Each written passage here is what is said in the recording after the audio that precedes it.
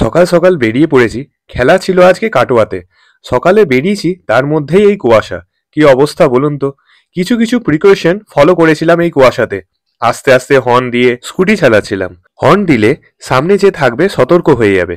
স্কুটির light জ্বালিয়ে অন্য গাড়ি থেকে দূরত্ব বজায় রেখে আর রাস্তার হোয়াইট লাইন ফলো করে চালাচ্ছিলাম। হোয়াইট লাইন আপনাকে সঠিক ডাইরেকশনে নিয়ে যাবে, কিন্তু কোথায় হোয়াইট লাইন? বর্তমানে রাস্তার যে অবস্থা, তাতে হোয়াইট মার্ক দূরের কথা, রাস্তা খুঁড়ে খুঁড়ে এমন অবস্থা করেছে, রাস্তা পাস্তা হয়ে গেছে। যেখানে পেরেছে চীনের পাঁচিল মানে হাম্প দিয়ে দিয়েছে। আর ভোরবেলাতে তো এই কুয়াশাতে কিছু কিছু আত্মা ঘুরে বেড়ায় রাস্তায়।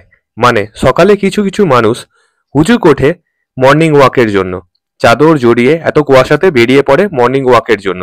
কোন একজন গুরুজন এদেরকে বলে দিয়েছে সকালবেলা মর্নিং ওয়াক করতে, তাই এরা বৃষ্টি হোক বা কুয়াশা বেরিয়ে পড়বে মর্নিং ওয়াক করতে।